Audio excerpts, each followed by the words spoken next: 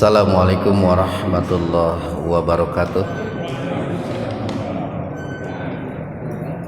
Alhamdulillahi rabbil alamin. Nahmaduhu wa nasta'inuhu wa nastaghfiruh. Wa na'udzu billahi min syururi anfusina wa min sayyiati a'malina. May yahdihillahu fahuwal muhtadi wa may yudlilhu falan tajida lahu waliyyan mursyida. Asyhadu an la ilaha illallah wahdahu la syarikalah wa asyhadu anna Muhammadan abduhu wa rasuluh, amma ba'd. Hadirin ikhwatul iman, jemaah Majlis Tafsir Illiyin yang mudah-mudahan senantiasa diberkahi dan diampuni Allah Subhanahu wa taala. Kajian tafsir di Majlis Tafsir Illiyin pada kesempatan ini membahas surat Al-A'raf ayat yang pertama, halaman 151. Al-A'raf ayat pertama. Surat Al-A'raf ini secara dominan ya, ini termasuk atau tergolong surat Makkiyah, Pak ya. Surat yang diturunkan secara geografis itu di kota Mekah dan sekitarnya.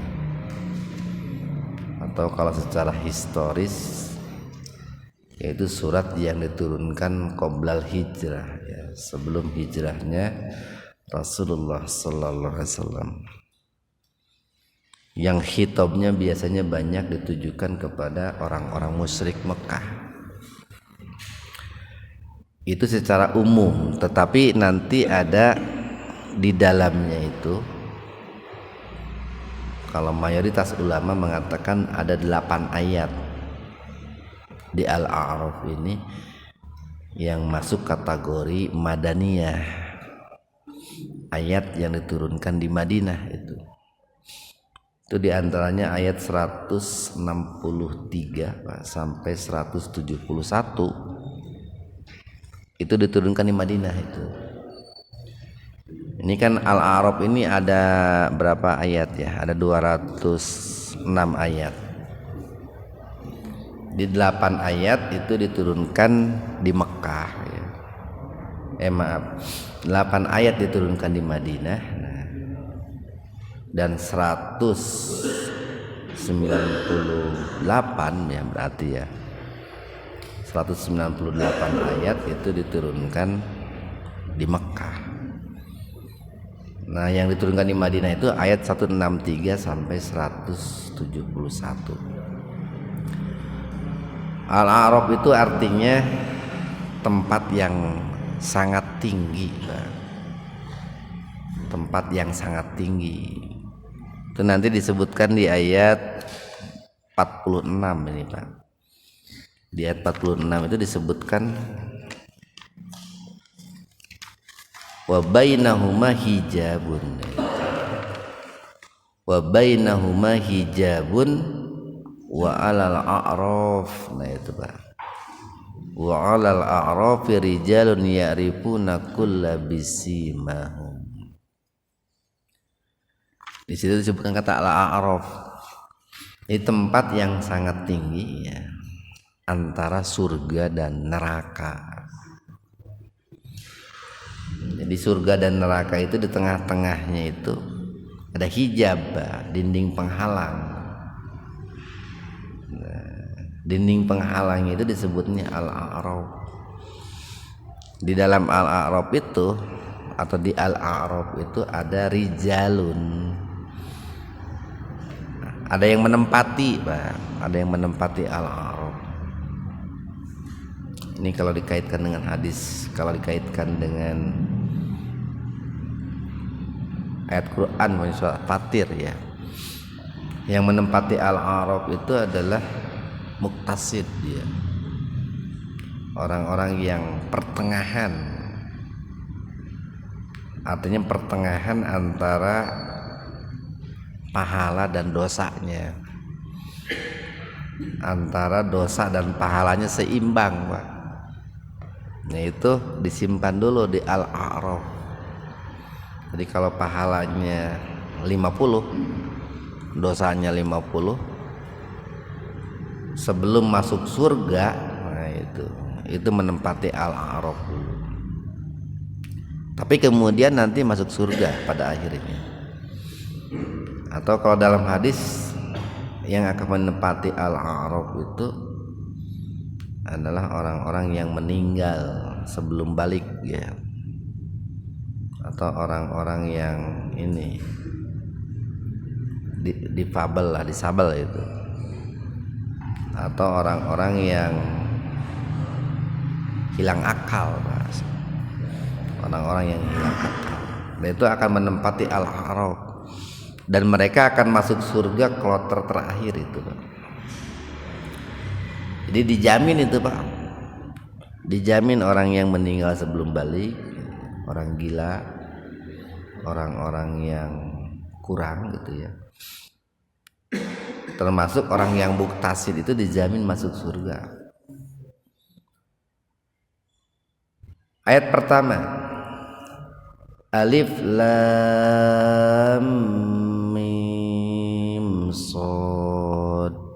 Nah, ini disebutnya mad lazim harfi musabbah itu, kalau dalam ilmu tajwid ya.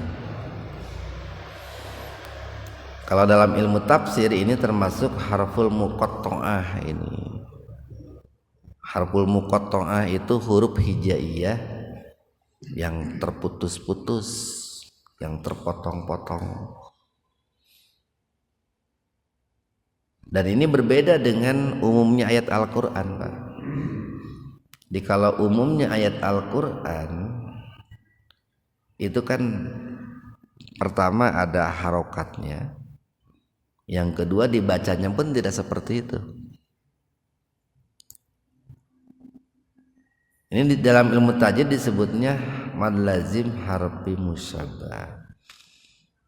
Artinya bahwa 4 huruf ini nih, itu harus dibaca kenyang, harus dibaca penuh, Pak. Di ada mad lazim harfi mukhaffaf, dibaca ringan, Pak. Ada mad lazim harfi musabbah, dibaca penuh.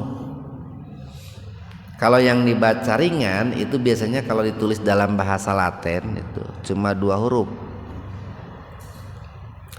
Kayak begini, toha. Nah, toha itu kalau ditulis kan to itu kan t dan o, itu 2 huruf. H juga sama 2 huruf, h a. Nah, itu dibaca panjang, tapi panjangnya cuma 2 ketukan itu, Pak. Itu namanya mad lazim harfi mukhaffaf. Kalau yang mad lazim harfi musabbah itu biasanya kalau ditulis Latin 3 huruf, Pak. 3 huruf. Ini kalau ditulis Latin nih, alif, nah, a, lam, i, m, malah 4 tuh. Lam 3 nih, l, a, m. Mim juga 3, M, I, M. Nah itu. Shad juga 3. Nah itu dibacanya lebih panjang dari mad lazim harfi mukhaffaf. Jadi kalau toha begini, ha. Kalau ini alif lam mim shad, lebih panjang, Pak. Dibacanya terputus-putus.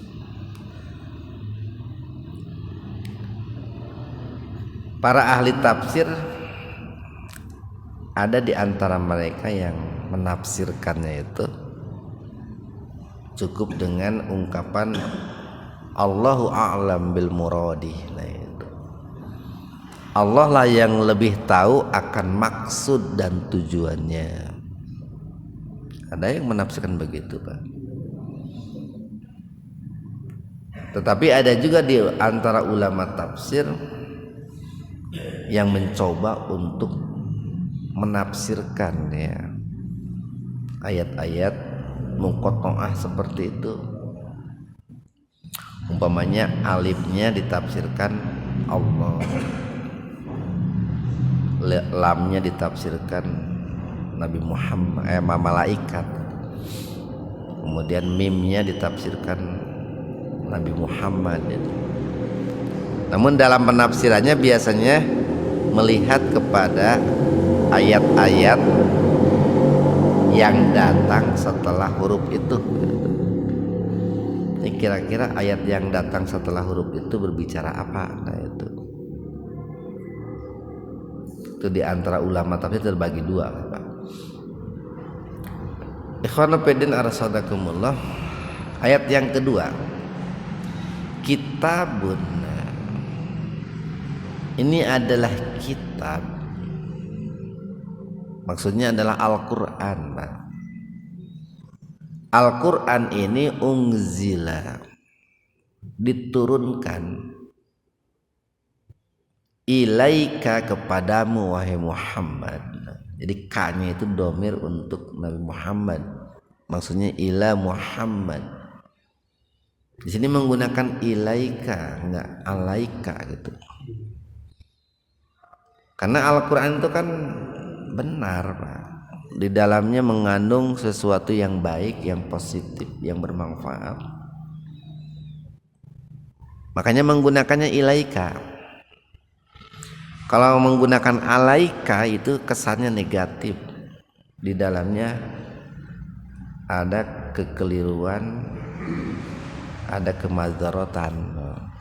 Sedangkan Al-Qur'an kan semuanya bermanfaat. Jadi Al-Qur'an ini ditujukan kepadamu wahai Muhammad. Di dalamnya itu banyak kenikmatan, banyak keberkahan, banyak kemanfaatan. Banyak informasi-informasi yang bisa menjadikan manusia bahagia, selamat. Fala maka janganlah yakun terdapat fi sodrika, fi di dalam sodrika dadamu, harajun kesempitan minhu daripadanya. Kalau anhu itu jadi negatif, Pak, itu kesannya itu. Dia bisa minhu, terkadang minhu, terkadang anhu. Secara sederhana artinya sama, minhu dengan anhu sama, daripadanya. Tapi kalau menggunakan minhu, nah itu kesannya positif. Beda dengan anhu. Jadi janganlah ada kesempitan di dalam hatimu, dalam dadamu wahai Muhammad, dari apa yang disampaikan oleh Al-Qur'an, dari isi-isi Al-Qur'an. Dalam arti kesempitan di sini mungkin kan dalam diri Nabi Muhammad itu ada semacam kecemasan gitu, Pak, ya.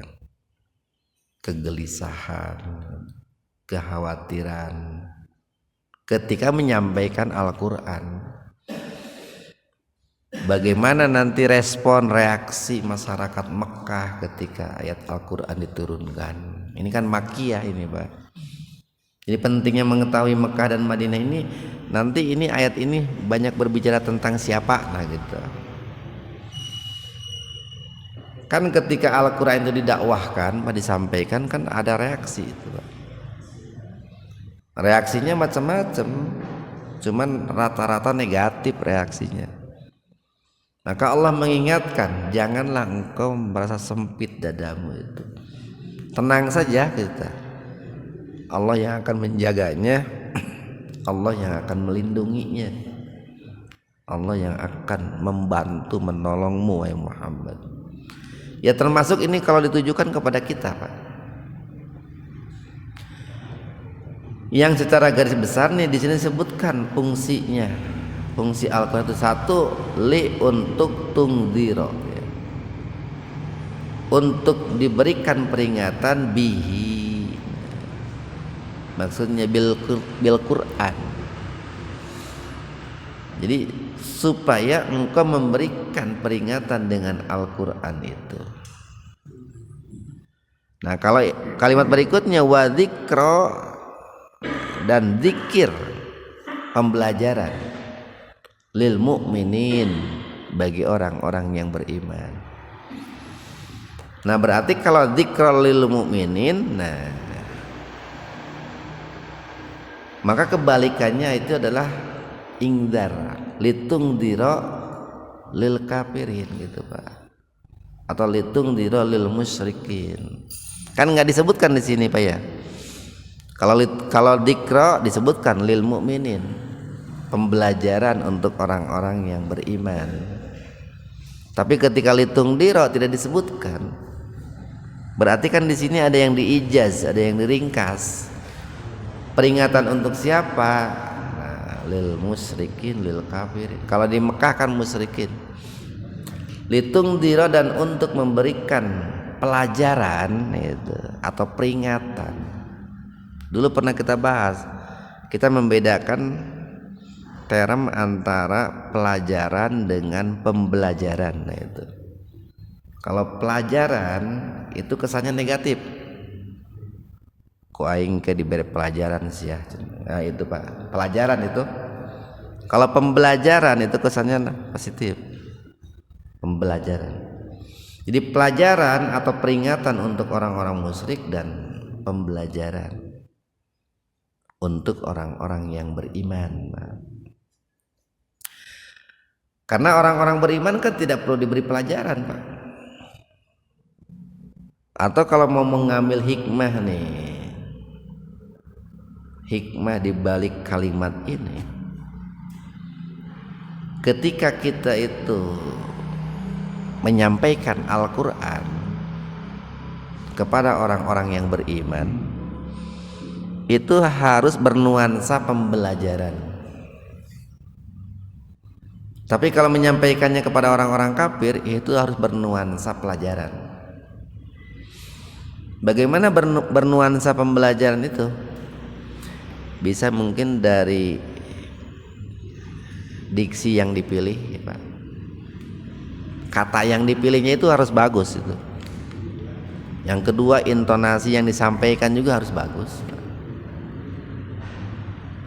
Yang ketiga, bahasa tubuhnya pun harus bagus. Karena yang dihadapi itu orang beriman gitu Pak. Tapi kalau yang dihadapinya orang kafir, nah, tentu ini pun harus bertahap gitu ya. Itu harus bernuansa an-nadhir, peringatan atau pelajaran. Ittabi'u, nah ini perintah nih. Ikutilah oleh kalian ma apa? Maksudnya ma di sini Alkitab, Al-Qur'an. Ikutilah Al-Qur'an atau segala sesuatu yang ada dalam Al-Qur'an. Perintahnya ikuti dalam arti laksanakan. Larangannya pun ikuti dalam arti tinggalkan. Unzila diturunkan ilaikum kepada kalian. Sama ini juga ilaikum nih, karena positif Pak. Min dari rabbikum, Rabb kalian. Ikutilah semua apa yang diperintahkan dan tinggalkanlah semua apa yang dilarang dalam Al-Quran yang diturunkan kepada kalian. Mir rabbikum, dari Rabb kalian. Karena secara garis besar isi Al-Quran itu cuma dua Pak. Satu al-amr, perintah. Yang kedua an-nahyu, larangan. Kalaupun ada ungkapan dalam bentuk khobar, berita, tapi di dalamnya tersirat kalau tidak perintah, larangan. Jadi ada perintah dan larangan yang tersurat, ada yang tersirat, biasanya begitu. Bagaimana cara mengikuti Al-Quran itu?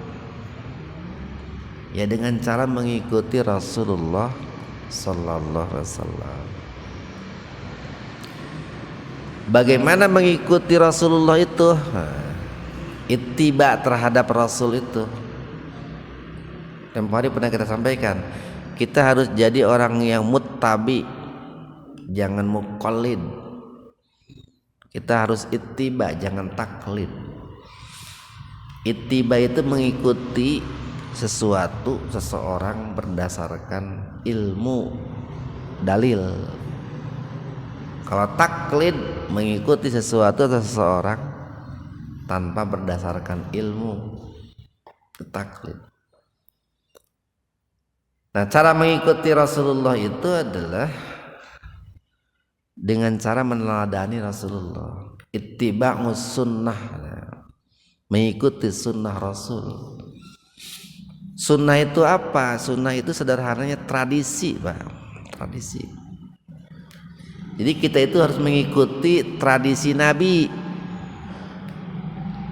Apa tradisi itu? Nah, tradisi itu sesuatu yang sudah biasa melekat dilakukan oleh Nabi Muhammad.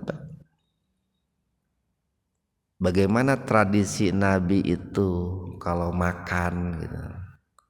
Bagaimana tradisinya Nabi tidur gitu. Bagaimana tradisi Nabi sholat, zakat, infak, sedekah, puasa, haji. Bagaimana tradisi Nabi berdagang. Bagaimana tradisi Nabi memimpin. Nah itu Pak. Bagaimana tradisi Nabi mengurus rumah tangga. Nah itu namanya mengikuti sunnah Pak. Bedain Pak sunnah dengan sunnat. Sunnat mah hukum Pak. Bagaimana hukum puasa Senin Kemis? Sunnat. Hukumnya sunnat. Dilaksanakan dapat pahala, tidak dilaksanakan rugi. Itu sunnat itu. Kalau sunnah tradisi. Tradisi Nabi lah. Atau lebih mudahnya akhlak Nabi. Jadi sunnah Nabi itu akhlak Nabi. Kita harus mengikuti akhlak Nabi. Bagaimana akhlak Nabi dalam berwirausaha, akhlak Nabi dalam membangun rumah tangga, akhlak Nabi dalam mengelola harta, akhlak Nabi terhadap seorang muslim bagaimana, terhadap orang kafir bagaimana, akhlak Nabi terhadap tetangga bagaimana. Itu sunnah, itu apa namanya, kan sok pabaliut urangnya antara sunnat dengan sunnah. Jadi wala dan janganlah tattabi'u. Nah ini larangan nih Pak. Kalau tadi ittabi'u itu perintah, kalau wala tattabi'u larangan. Janganlah kalian ittiba mengikuti min dunihi. Maksudnya min dunihi itu adalah min dunillah atau min dunil Quran, selain daripada Allah. Janganlah mengikuti selain Allah, selain Al-Quran, atau selain sunnah Nabi. Berarti kan kalau selain Al-Quran, selain sunnah Nabi, otomatis itu namanya jalan yang bengkok gitu Pak, bukan siratal mustaqim. Wala tattabi'u min dunihi auliya, sebagai wali, ya, sebagai pemimpin atau sebagai wali. Ya wali itu bisa pemimpin lah Pak. Dalam Al-Quran terjemah biasanya janganlah kalian menjadikan atau mengikuti pemimpin-pemimpin selain Allah, selain Rasulullah. Qalilan, nah sayang Pak, hanya sedikit. Ma tadzakkarun, yang mengambil pembelajaran. Hanya sedikit yang ingat gitu. Hanya sedikit yang memperhatikan gitu. Kebanyakan itu manusia itu lalai Pak. Lalai dari apa? Lalai dari perintah Allah mengikuti Al-Quran, mengikuti sunnah Nabi. Kebanyakan begitu. Ada yang mengikuti Al-Quran dan As-Sunnah, tapi sedikit. Cuman kan tentu begini, dalam rangka mengikuti Al-Quran dan As-Sunnah itu kita perlu guru, Pak, perlu guru. Ya kita kan bisa nulis alif, ba, ta, sa itu kan pakai guru. Kita bisa menerjemahkan kitabun itu kitab, unzila diturunkan itu kan dari guru, dari ulama. Nah, mungkin kita harus selektif dalam mencari figur ulama gitu Pak, figur guru.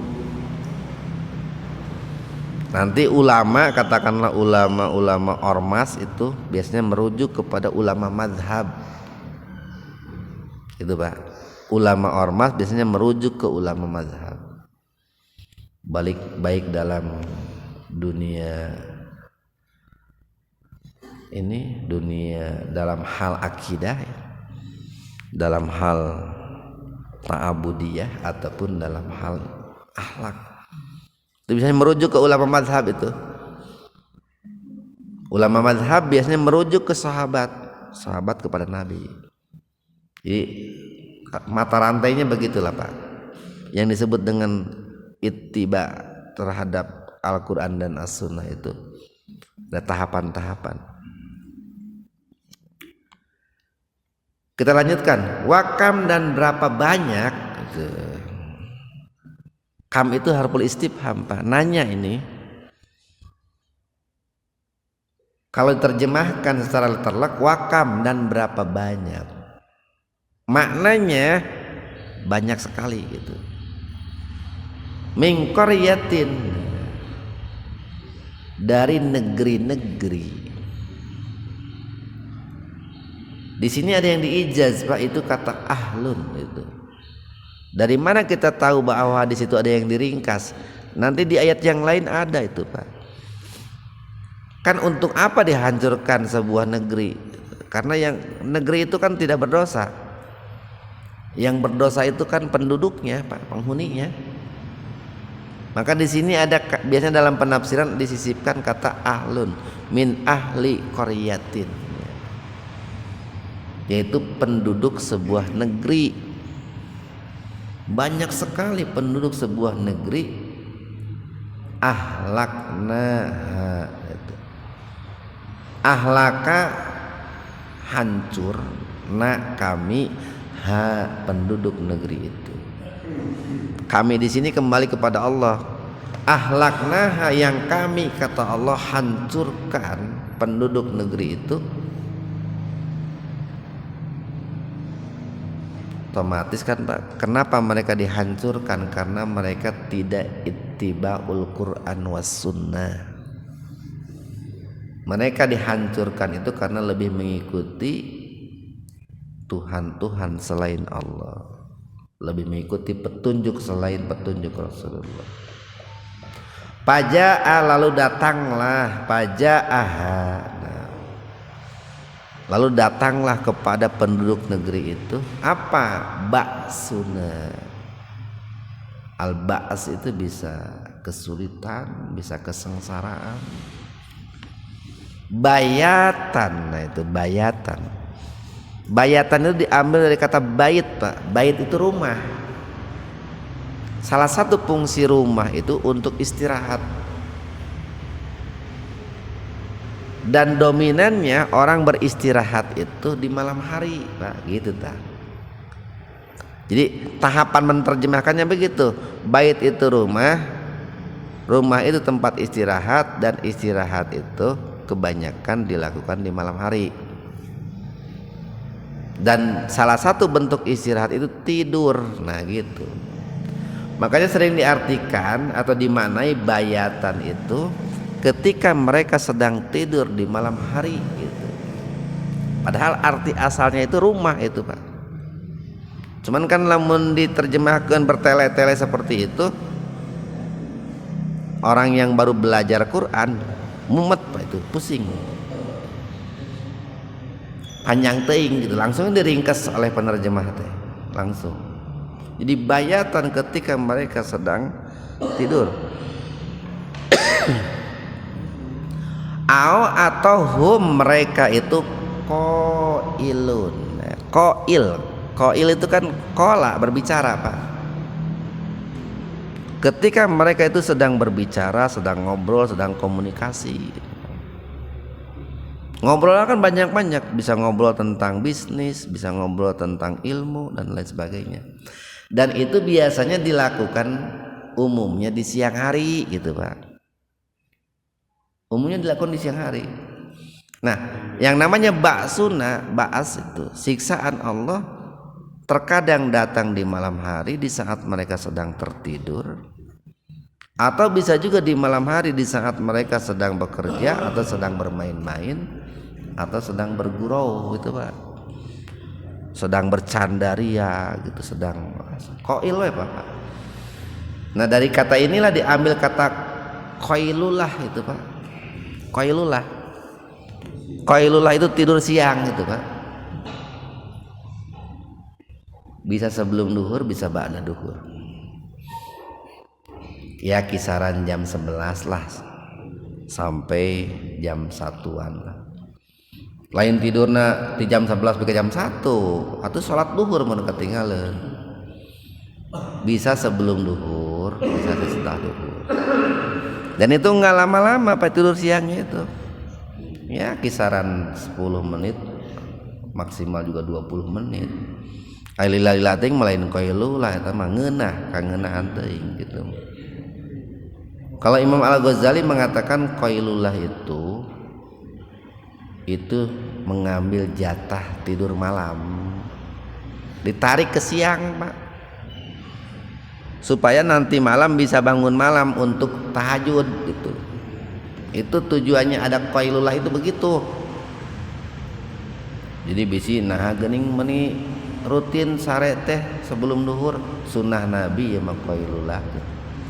Padahal tujuannya ada qailullah itu begitu.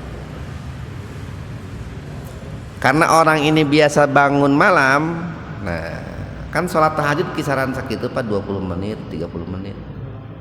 Nah mengganti itu ada qailullah disunahkan itu. Ya walaupun dari aspek medis banyaklah manfaat dari qailullah itu, tidur siang itu.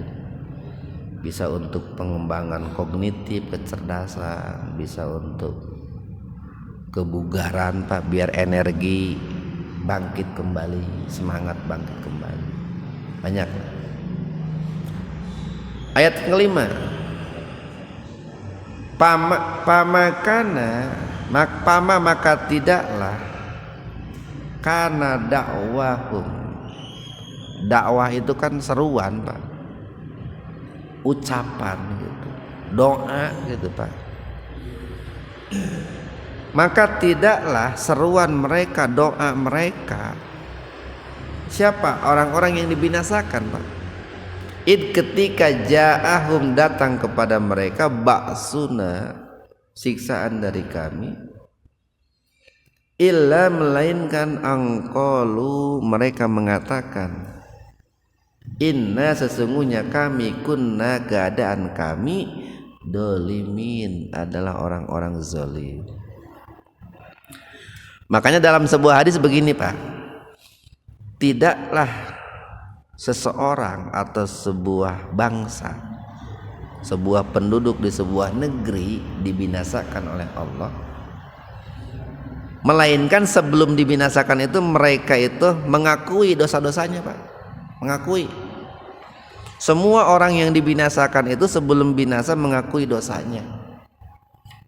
Fir'aun mengakui dosanya itu Pak, mengakui. Cuman pengakuannya terlambat. Makanya kalau ada nih Pak sebuah negeri yang dibinasakan, lalu ada yang selamat Pak, satu aja yang selamat umpamanya. Dari 100 juta manusia yang selamat satu umpamanya.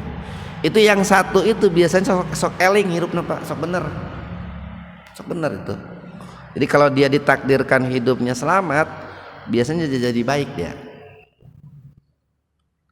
Begitu. Atau orang yang pernah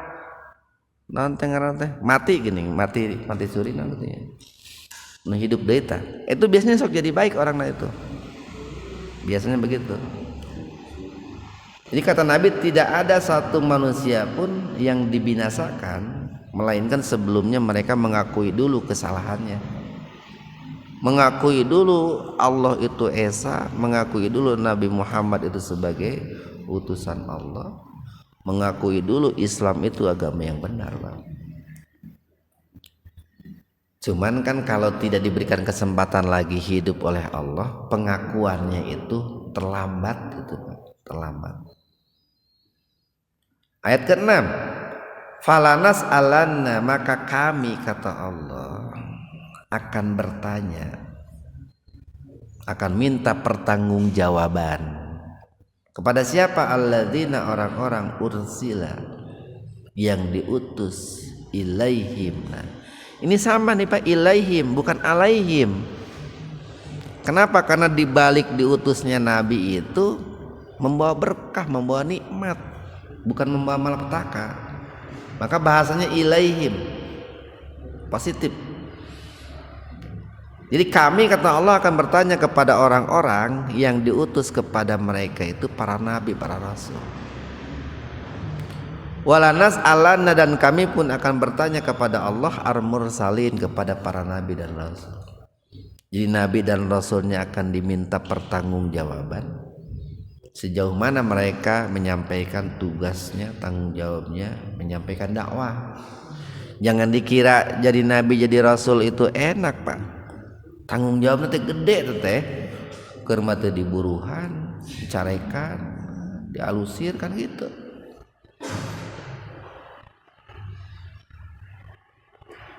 Kalau kita nih Pak, kalau kita seandainya saja belum tentu siap diangkat jadi nabi dan rasul, belum tentu. Karena tantangannya kan besar Pak, bahkan bukan hanya tantangan, hambatannya besar. Terakhir ayat 7, palanakussonna. Ini ada dua harfu taukid, satu lam taukid, dua nun taukid. Pak, maka la, sungguh, nah itu kami itu Pak, nakussonna, kami akan mengkisahkan, akan menceritakan, alaihim. Nah ini menggunakan alaihim nih Pak nih. Tadi kan ilaihim Pak ya, ini alaihim. Kenapa? Karena yang dikisahkan, yang disampaikan kepada mereka itu, merekanya adalah mereka orang yang berbuat dosa, orang musyrik Mekah nih, kalau secara tekstual ya, atau kepada orang kafir pada umumnya. Maka yang diceritakan kepada mereka, yang dikabarkan kepada mereka bukan cerita-cerita baik, bukan cerita-cerita indah, tapi adalah kisah-kisah yang menakutkan, berita-berita yang menakutkan.